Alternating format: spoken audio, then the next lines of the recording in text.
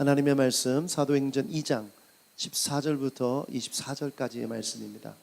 우리 최성은 성도님 읽어주심으로 함께 교독하겠습니다. 14절 시작. 베드로가 11 사도와 함께 일어나서 목소리를 높여서 그들에게 엄숙하게 말하였다. 유대 사람들과 모든 예루살렘 주민 여러분, 이것을 아시기 바랍니다. 내 말에 귀를 기울여 주십시오. 그러나 이 사람들은 여러분이 생각하듯이 술에 취한 것이 아닙니다. 이 일은 하나님께서 예언자 요엘을 시켜서 말씀하신 대로 된 것입니다. 하나님께서 말씀하신다. 마지막 날에 나는 내 영을 모든 사람에게 부어주겠다. 너희의 아들들과 너희의 딸들은 예언을 하고 너희의 젊은이들은 환상을 보고 너희의 늙은이들은 꿈을 꿀 것이다. 그날에 나는 내 영을 내 남종들과 내 여종들에게 부어주겠으니 그들도 예언을 할 것이다. 또 나는 위로 하늘에 놀라운 일을 나타내고 아래로 땅의 징조를 나타낼 것이니 곧 피와 불과 자욱한 연기이다. 주님의 크고 영화로운 날이 오기 전에 해는 변해서 어둠이 되고 다른 변해서 피가 될 것이다. 그러나 주님의 이름을 부르는 사람은 구원을 얻을 것이다. 이스라엘 동포 여러분, 이 말을 들으십시오.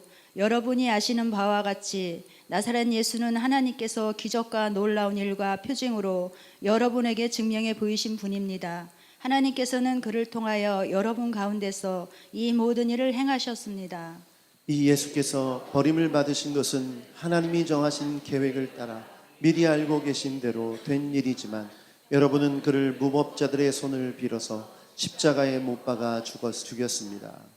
그러나 하나님께서는 그를 죽음의 고통에서 풀어서 살리셨습니다. 그가 죽음의 세력에 사로잡혀 있는 것은 있을 수 없는 일이기 때문입니다. 아멘. 교회행전 네 번째 시간입니다. 사도행전은 교회의 이야기이기 때문에, 교회의 역사이기 때문에 교회행전이라는 이름으로 사도행전을 통해 하나님의 말씀을 듣고 있습니다. 여러분, 여행을 갈 때 가장 먼저 하는 게 무엇입니까? 목적지를 정하죠. 어디를 갈 것인가. 우리가 목적지를 정하고 나면 그 다음에는 어떻게 갈 것인가 계획을 세웁니다. 여기에 필요한 교통수단이 뭔가, 또 예산을 준비하고 또 지도도 보고 누구랑 가느냐에 따라서 뭘 준비할지를 여러 가지를 결정하죠. 가방 크기도 결정하고 또 해외여행을 가면 환전도 하고 다양한 일들을 계획하고 준비합니다. 그래서 목적과 계획은 연결되어 있는 단어예요. 목적을 이루기 위해서는 반드시 계획하고 실행해야 되기 때문에 그런 것이죠. 그렇다면 이 목적과 계획이라는 관점으로 성경을 보면 하나님은 어떤 목적을 가지고 계신가, 그리고 그 목적을 이루기 위해 하나님은 어떤 계획을 하셨고 이루어 가시는가를 아는 것이 굉장히 중요합니다. 오늘 본문 말씀 중에 계획이라는 단어가 나와요. 23절을 함께 보겠습니다. 23절을 보면 같이 읽어보죠. 시작. 이 예수께서 버림을 받으신 것은 하나님이 정하신 계획을 따라서 미리 알고 계신 대로 된 일이지만, 여기까지 읽겠습니다. 여기 보면 하나님이 정하신 계획을 따라, 여러분 저를 한번 따라서 고백해 주십시오. 하나님은 계획하시는 분이십니다. 따라합시다. 하나님은 그 계획을 이루어 가시는 분이십니다. 여러분, 하나님은 계획적인 분이시고 그 계획을 이루어 가시는 분이십니다. 자, 그러면 하나님의 계획은 어떤 목적을 위한 계획입니까? 네. 여러분, 우리가 신앙생활 하는데 하나님의 목적을 모르고 신앙생활 하면 아주 위험합니다.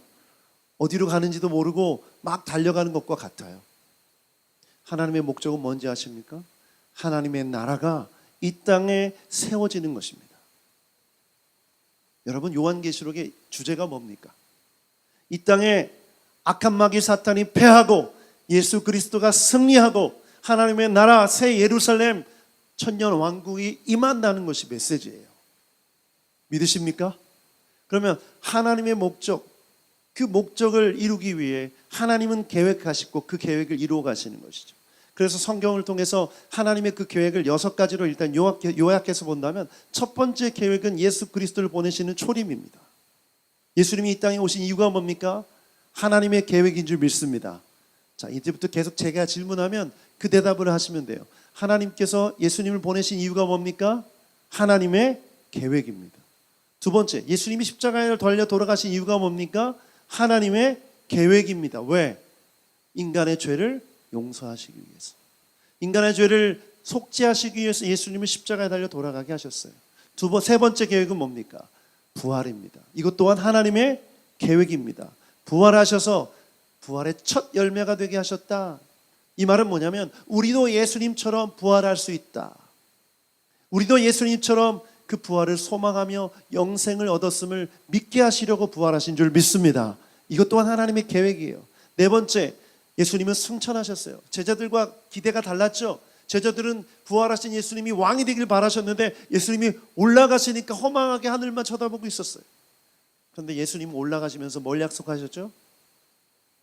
다시 오시겠다고 약속하셨고, 계획을 말씀해 주셨고, 기다리면 누가 오신다? 성령이 오신다. 그러므로 다섯 번째, 여섯 번째 계획이 있습니다. 성령 강림도 계획이고 마지막 다시 오시는 재림도 계획인 거예요. 제자들은 다섯 번째 계획을 경험한 거예요. 사도행전 2장의 그 역사를 경험한 것이죠. 지난주 그 본문을 다뤘어요. 그 역사를 경험하고 나서 하나님의 계획이 이루어짐을 보고 있는 것입니다. 여러분, 그러므로 성령 강림은 무엇입니까? 하나님의 계획입니다. 따라합시다. 성령 강림은 하나님의 계획입니다. 15절 말씀부터 18절까지 말씀을 읽을 텐데 이 말씀은 요엘의 예언입니다. 예언자 요엘의 예언입니다. 같이 읽어보겠습니다. 시작. 지금은 아침 9시입니다. 그러나 이 사람들은 여러분이 생각하듯이 술에 취한 것이 아닙니다. 이 일은 하나님께서 예언자 요엘을 시켜서 말씀하신 대로 된 것입니다. 하나님께서 말씀하신다. 마지막 날에 나는 내 영을 모든 사람에게 부어주겠다. 너희의 아들들과 너희의 딸들은 예언을 하고 너희의 젊은이들은 환상을 보고 너희의 늙은이들은 꿈을 꿀 것이다. 그날에 나는 내 영을 내 남종들과 내 여종들에게 부어주겠으니 그들도 예언을 할 것이다. 아멘. 아멘. 지난주에 다락방에 모여서 제자들이 막 방언을 하면서 말하고 있었는데 사람들이 지나가다가 그 소리를 듣고 찾아왔다고 했어요. 그런데 이 소리를 듣고 찾아왔던 사람들의 반응은 두 가지였습니다. 첫 번째 반응은 아니 이 사람들이 갈릴리 사람들이 아니냐 이렇게 질문했어요. 왜 그렇죠? 아니 이 사람은 못 배운 사람들인데 갈릴리에서 그 어부로 살던 사람들이 어떻게 내가 태어난 고향의 이태리 말을 하고 있냐, 어떻게 페르시아 말을 하고 있냐. 너무나 놀랍게 여기고 신기하게 여긴 거죠. 그러면서 동시에 그들이 했던 말을 기억하고 있어요. 하나님의 큰 일을 말하고 있다. 왜냐하면 그 언어가 들렸기 때문에 그렇죠. 그런데 이 말을 외국어를 모르는 사람들의 반응은 어땠을까요? 술에 취했다. 말을 못 알아들으니까 술 취해서 막 아무 말이나 짓거리는 사람처럼 보였던 거죠. 그런데 이 술에 취한 것 같다라는 말을 듣자마자 베드로가 벌떡 일어납니다. 베드로와 제자들이 함께 일어나요. 그리고 설교를 하기 시작해요. 지금 몇 시다?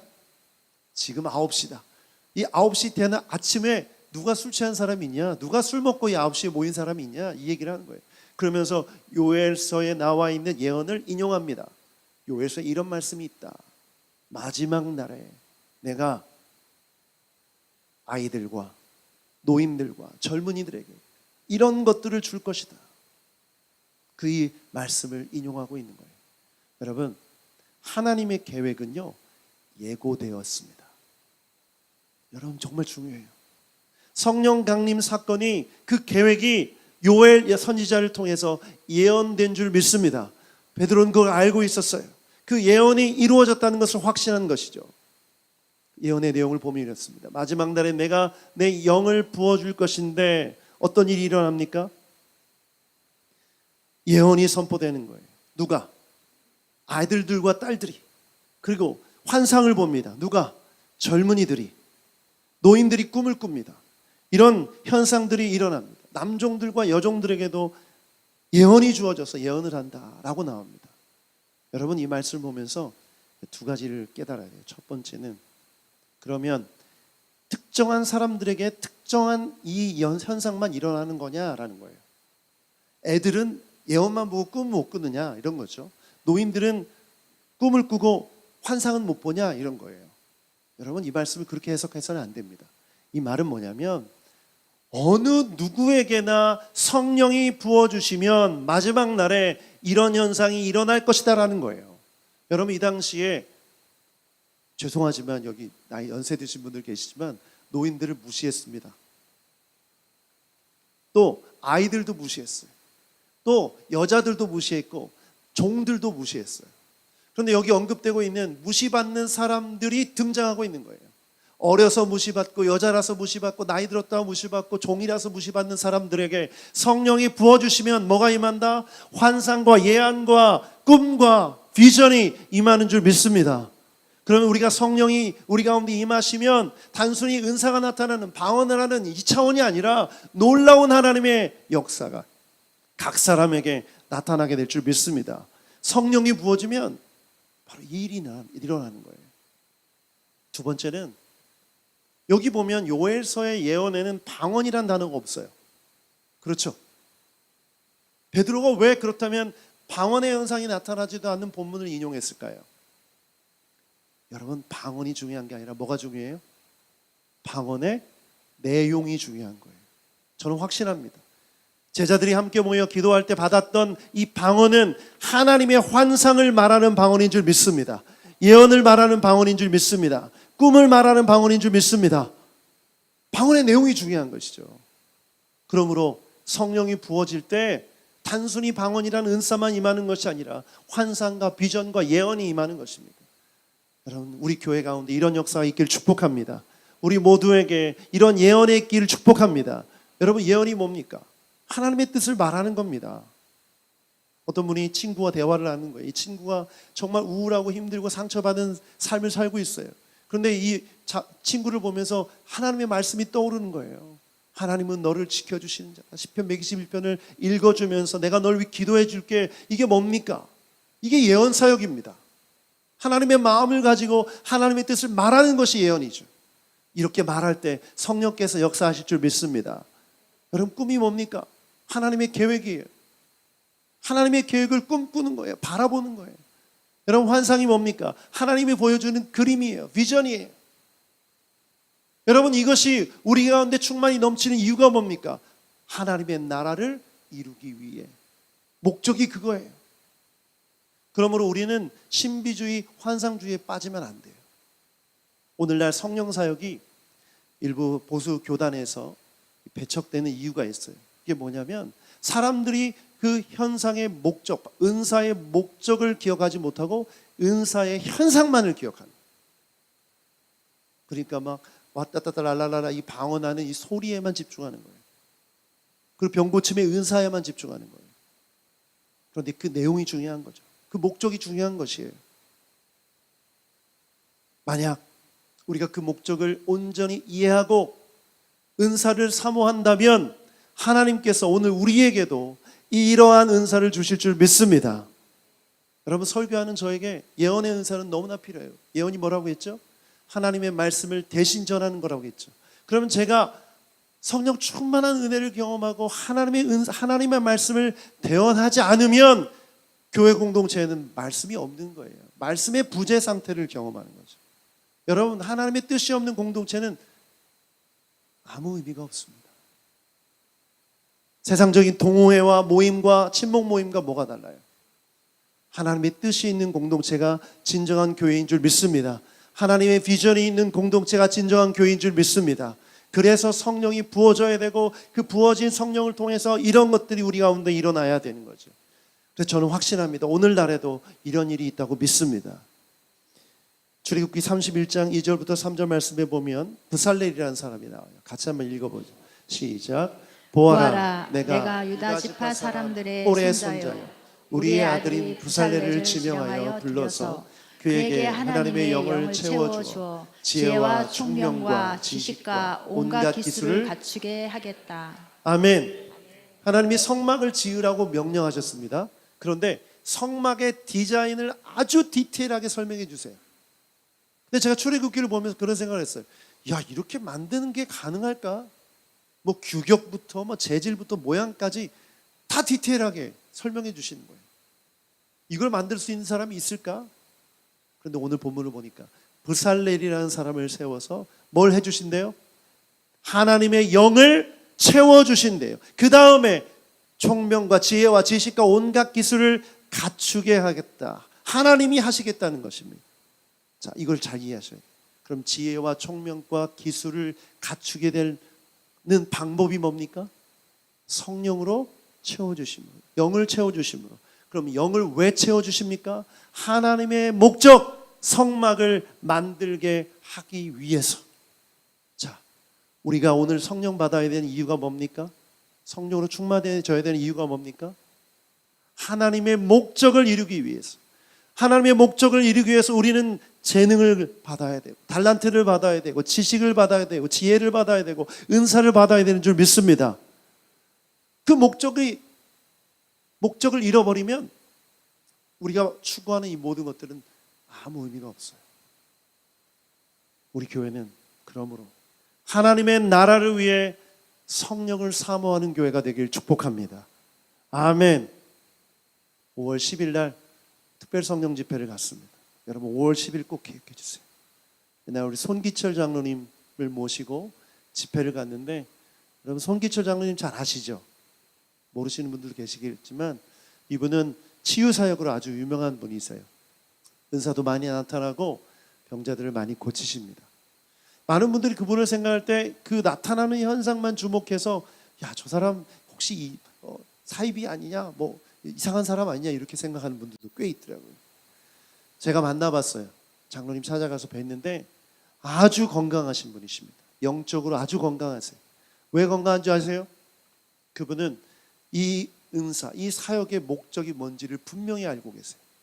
하나님의 나라를 위해, 하나님의 나라가 이 땅에 이루어지기 위해 은사가 필요함을 알고 계신 분이셨어요. 제가 너무 마음이 기뻤어요. 우리 교회 모셨으면 좋겠다. 근데 장로님께서 흔쾌히 저희 교회 오시겠다고 하셨습니다. 아멘. 여러분 기대되지 않으세요? 하나님은 하나님의 사람들을 통해서 이런 일을 이루어 가세요. 분명히 역사가 일어날 줄 믿습니다.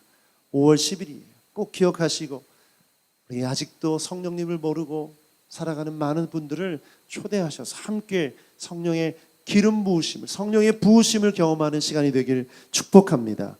아멘. 그러면 하나님께서 계획 가운데 성령을 부어주셨다면 이것을 부어주신 목적이 뭘까요? 하나님의 나라는 무엇을 통해서 이루어질까요? 복음을 통해서 이루어집니다. 두 번째, 같이 한번 읽어보겠습니다. 복음은 하나님의 계획입니다.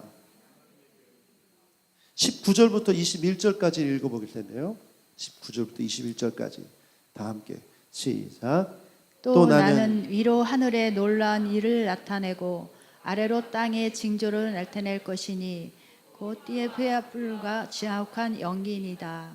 주님의 크고 영화로운 날이 오기 전에 해는 변에서 어둠이 되고 다른 변에서 피가 될 것이다. 그러나 주님의 이름을 부르는 사람은 구원을 얻을 것이다. 아멘. 아멘. 자, 여러분 요엘의 예언은 두 파트로 나눌 수가 있습니다. 앞에 부분은 성령께서 임하실 때 성령 강립 사건을 예언한 것이고, 뒷부분은 뭘 예언한 거예요? 재림. 예수님의 재림의 계획을 예언하신 거예요. 그날이 되면 여기 보면 어떤 일이 일어납니까? 하늘에 놀라운 일이 일어나고 땅에 징조가 나타날 것이다. 피와 불과 자욱한 연기가 나타날 것이다. 해는 변해서 어두움이 되고 다른 변에서 피가 될 것이다. 그래서 여러분 종말을 다루는 영화나 이런 걸 보면 이런 비슷한 장면들이 많이 나오죠. 그 근거가 성경을 근거로 한 것입니다.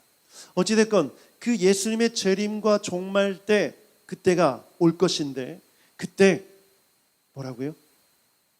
누구든지 주의 이름을 부르는 자는 구원을 얻을 것이다. 좀 다른 때는 다 아멘 안 해도 되는데 이런 때는 꼭 하셔야 돼요. 누구든지 주님의 이름을 부르는 자는 구원을 얻을 것이다. 아멘. 요엘서는 이미 복음을, 구원을 예언했어요. 여러분, 하나님의 계획이 뭡니까? 하나님의 나라가 이루어지는 거예요. 그런데 백성 없는 나라가 있습니까? 하나님의 백성 없는 나라가 존재해요? 땅이 있고 국가가 있는데 국민이 없다면 그것은 국가가 아니죠. 하나님의 나라가 계획이란 반드시 하나님의 백성이 그 땅 가운데 있어야 되는 거예요. 그런데 하나님의 백성을 어떻게 세우신다고요? 누구든지 주님의 이름을 부르는 자는 구원을 받아 하나님의 백성이 될 것입니다. 아멘. 복음을 예언하고 있는 거예요. 하나님은 지금도 하나님의 백성을 삼으시기 위해 복음을 허락하셨고 많은 사람들을 구원하기를 원하세요. 아멘. 여러분, 이것은 우리가 반드시 기억해야 됩니다. 마지막 때라는 단어를 반드시 이해할 필요가 있는데, 여러분, 마지막 때는 언제까지입니까? 정말 있기 전 1년 전입니까? 2년 전입니까? 3년 전입니까? 이단이 주장하는 것처럼 7년입니까? 여러분, 예수님이 승천하신 그때부터 재림하실 때까지가 마지막 때예요. 재림을 기다리고 있는 지금이 마지막 때인 줄 믿습니다. 그러면 이 마지막 때에 우리는 뭘 해야 돼요? 주님의 이름을 불러야죠. 주님의 이름을 부르는 것이 구원임을 선포해야죠. 그것이 우리가 해야 될 일입니다. 그래서 예수님께서 그 일을 맡겨주셨죠. 성령이 임하시면 너희가 뭘 받는다? 권능을 받고 사마리아와 땅끝까지 이르러 내 증인이 된다. 그래서 허다한 무리들, 수많은 무리들이 하나님의 백성이 되어서 흰 옷 입은 백성이 되어서 하나님 앞에 새 노래로 찬양을 올려드리는 그 모습이 요한계시록에 나와 있지 않습니까? 아멘. 아멘. 그것이 하나님의 계획이에요. 그 일을 이루어 가시고 계시는 하나님이 성실하신 주님께서 지금도 그 역사를 이루어 가시는 줄 믿습니다. 누구를 통해서? 누구를 통해서? 교회를 통해서. 누구를 통해서? 우리를 통해서.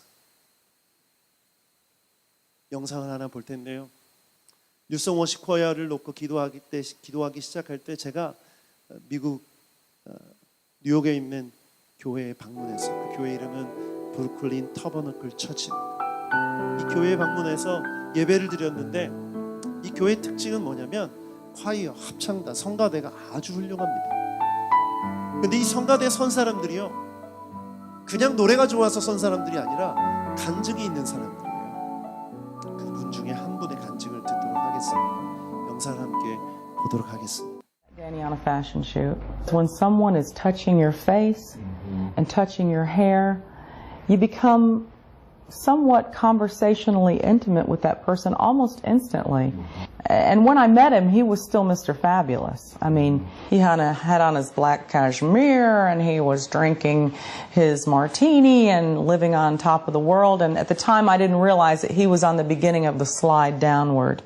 As a hairdresser and makeup artist for a lot of celebrities and fashion magazines, and you know, at one time I was pulling in $3,000 a day. That was my rate for me being in the studio.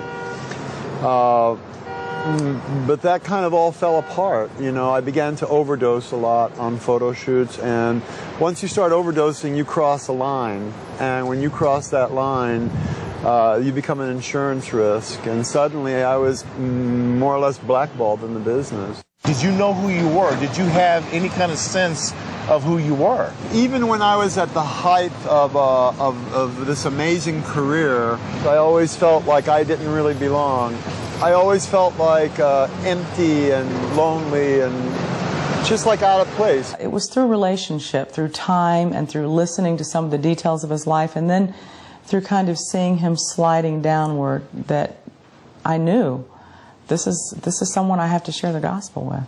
I was willing to let go of my family and my friends and my career and everything that I knew that was my life. I was willing, but I wasn't willing to let go of the drugs. By the time our lives had become intertwined, he was losing weight at a very fast clip. He was no longer wearing cashmere. I had the sense of, wow, if he doesn't find God, he's going to die. He's going to die. Drugs had just taken me to a point where one day, my whole world had collapsed, and I took a garbage can and I pulled it between my legs and I began to cut up anything that had my name on it. I cut it up and I walked out of a 5,000 square foot loft and pulled the door behind me, and I just never went back. And I began to live on the streets. But why did you cut up your cards? Why did you destroy your identity? I think I just didn't want, I knew that I would die on the street, and I didn't want to be recognized. I didn't want my family to be called. I was resigned to the fact that I was going to die on the street, and that was it. Did you do drugs out here? Oh yeah, sure. Just sit around here and shoot dope. I mean, in the mornings, you'd see just all syringes around here. I had an agent that I used to call from the streets every couple of days, collect from a payphone. And every once in a while, she would say, this girl Wanda, this model from Ford's been calling. You know, she wants you to call her. So I would call Wanda because I knew I could make a few dollars. I didn't know that you could go out and do heroin for $20. I said, if you'll come to church, I'll give you the $20 there, because I'll meet you there at the church to give you the money. And somehow I would make him come in, and then he would hear the gospel, and then I'd give him his money and he'd go on his way. I distinctly remember this, her saying to me, you know, Danny, the day you call on the name of the Lord, he's going to set you free. And I said, well, you know what, that'll never happen because I will never call on the name of the Lord. She said, well, I just want you to remember that, when you're really backed up against the wall. When you call on the name of the Lord, he's going to set you free. I had gone from this kind of celebrated, person to this crazy man living on the streets of New York, talking to themselves, laughing, cursing, like an animal living on the street. Where one voice just started spewing filthy language in my head, just filthy words, like unconnected, disjointed, filthy words, while the other voice was accusing, and then another voice had joined in that was just laughing and laughing and laughing. I was starving to death. I had gotten down to 108 pounds. I had hepatitis A, hepatitis B, hepatitis C all at the same time. I got off the train, I remember that, and I remember kind of stumbling to this hospital that I saw. When I woke up, I was in a hospital bed, and I was laying like in my own vomit. And all the voices were screaming in my head. But there was just one moment where I heard like a sweet voice that said, the day you call on the name of the Lord, he's going to set you free. And then right behind it, all the voices kept screaming in my head. And then again, I heard that the day you call on the name of the Lord, he's going to set you free. And that's when I began to just cry out to God. And I didn't know how to pray. I didn't know really what I was saying. I was just saying, Jesus, help me, save me. You're my only hope. I have no other hope. And that's the moment that I'll never forget, because it was like at that moment that the Spirit of the living God just swept into that hospital room. At that moment, all of the voices in my head stopped, and like all the fears and all the phobias just dropped away from me, and I knew that I was in the presence of God. I knew that the Spirit of God was in the room healing me and changing me. I went directly from that hospital into a Christian rehab, and I just began to devour God's Word, It was like I was like a hungry man just feasting on the Word of God. The first chance that I got, I wrote Wanda that letter. I told her kind of everything. I opened this letter and it's from Danny. And he began to tell me about how he had become a Christian. I came and I stayed with her and her husband in their apartment, and we went to Brooklyn Tabernacle. Pastor Simvala said something from the pulpit. I was like sitting in the second row and said, you want to hear a great miracle? He goes, you think God parting the Red Sea was a big miracle? Well, Danny Velasco got saved and he's sitting right there. And the place went nuts. They all knew me as this 108-pound drug addict, that was living on the street. And they had all been praying for me. I'll be sitting in Brooklyn Tabernacle, and I look up and I see him sitting in the choir, and it breaks me all over again. It just breaks me. I know that God is real and that He heard me and that He was as close as the mention of His name, and whoever calls on the name of the Lord will be saved. 여러분, 오늘 우리 가운데 성령께서 아주 강력하게 말씀하세요. 데니와 같은 분이 있을 거예요. 인생에 너무나 힘든 일들 가운데 또 하나님이 계신지 잘 모르겠고, 하나님이 계시다면 왜 내가 이런 어려움을 겪어야 되는지, 또 이해할 수 없던 많은 과거의 일들 때문에 주님의 이름을 부르지 못하는 분들이 계실 거예요. 그런데 하나님은 실제하세요. 실존하시는 분이시고, 여러분이 그분의 이름을 부를 때 그분은 들으시는 분이에요. 여러분, 또 완다를 기억하십시오. 완다는 브루클린 타버나클 처치의 성도였어요. 길거리에서 마약에 찌어들어서 헤매고 있는 그를 볼 때마다 기도했고, 그 얘기를 모든 성도들과 함께 나누고 온 교회가 그를 위해 기도했어요. 기적이 일어났죠. 여러분, 오늘날 우리가 구원받은 목적을 잃어버리면 우린 끝입니다. 여러분, 왜 구원받았습니까? 왜 교회에 나오십니까? 왜 성도라는 이름을 우리에게 주셨습니까? 여러분, 이 땅에서 하나님의 이름으로 잘 먹고 잘 살라고 우리를 구원하신 게 아니에요. 복음을 말하라고. 예수 이름을 부르는 자는 구원을 얻으리라는 이 말씀을 전하라고 우리에게 목소리를 주셨고, 우리에게 지식을 주셨고, 우리에게 재능을 주셨고, 우리에게 모든 것을 주셨어요. 근데 많은 사람들이 돈 버는 일에, 유명해지고 높아지는 일에 목숨을 걸어요. 우리 자녀들 이 땅에서 잘 먹고 잘 사는 게 인생의 목적이라고 말해요. 여러분, 가장 불행한 인생입니다. 가장 불행한 인생. 하나님 없는 삶은 공허하기 때문에.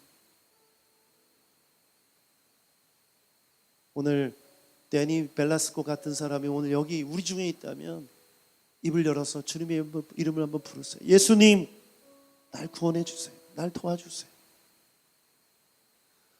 오늘 내가 구원받아서 예수님의 이름 부르고 있는데 여전히 내가 복음을 말하지 않고 기도하지 않고 전하지 않고 있다면, 주님 완다와 같이 죽어가는 영혼, 잃어버린 영혼들에게 나아가게 하여 주시옵소서. 내 입술을 써 주시옵소서. 내 재정을 써 주시옵소서. 내 재능을 써 주시옵소서. 이렇게 말하는 여러분 되길 축복합니다.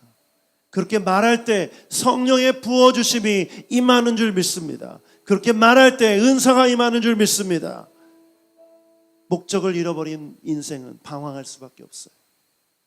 하나님은 우리를 향한 계획이 있으시고 그 계획을 반드시 이루어 가심을 믿습니다. 아멘.